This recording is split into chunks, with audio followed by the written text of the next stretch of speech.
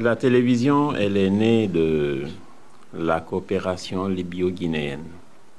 En fait, il a fallu que... C'était une fois, c'est les ballets Yoliba qui se sont rendus en Libye après une très belle prestation des ballets guinéens. Le président Kadhafi, séduit par la prestation des ballets, vraiment a voulu récompenser en offrant à la Guinée la chaîne de télévision que vous voyez aujourd'hui, qui est le creuset de toutes les chaînes de télévision en Guinée.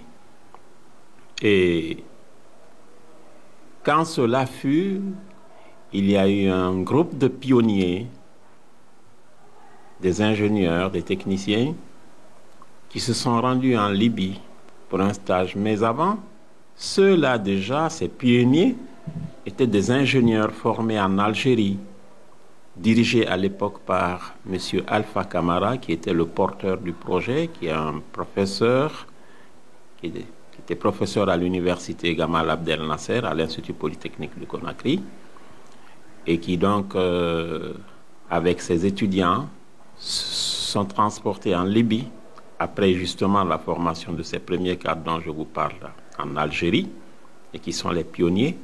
Donc il y a eu cette formation en Libye. Et ce qui a coïncidé justement au 14 mai 1977. Et c'est venu loger dans le bâtiment technique, dans le bloc technique que vous voyez ici, qui est construit par les Allemands, l'Allemagne fédérale à l'époque.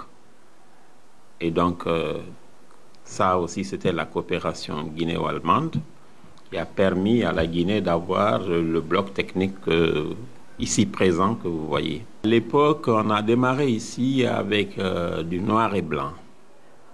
C'était le noir et blanc qui déjà créait de l'engouement.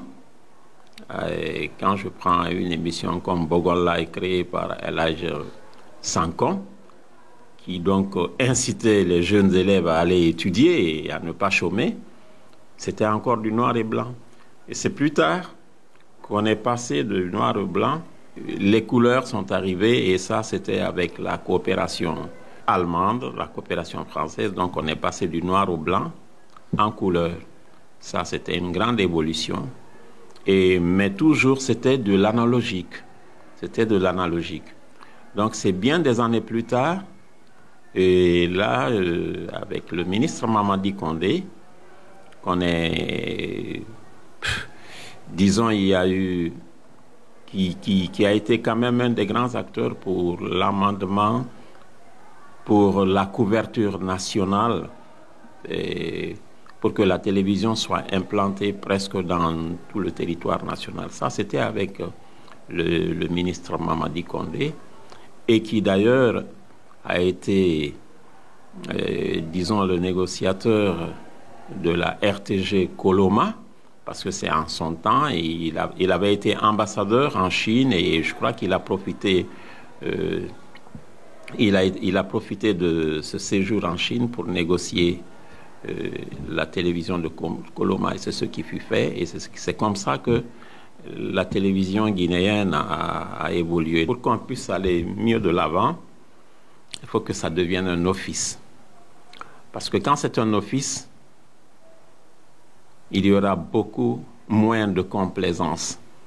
Parce qu'il faut se dire la vérité. Certains des travailleurs relevant de l'État, de toute façon, qu'ils fassent ceci ou pas, à la fin du mois, ils ont leur salaire. Donc, beaucoup peuvent manquer, disons, d'esprit progressiste. Alors que quand on est dans un office, on est obligé de faire don de soi, de travailler. Parce que ce qu'on produit, qu'on récolte. Il y a des chaînes aujourd'hui, ici, qui font tout sauf du journalisme.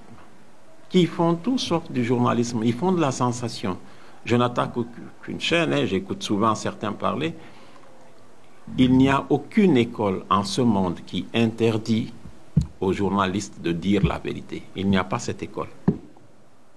Il n'a jamais été interdit à un journaliste de dire la vérité. Mais le journaliste doit savoir dire la vérité dans le sens de l'apaisement. C'est-à-dire que quand tu as fini de parler, que deux frères qui sont assis ne viennent pas au point. Ça, on aura bien fait son travail. Savoir faire des recoupements. On a appris que Paul est un voleur. Paul a volé qui? Devant qui?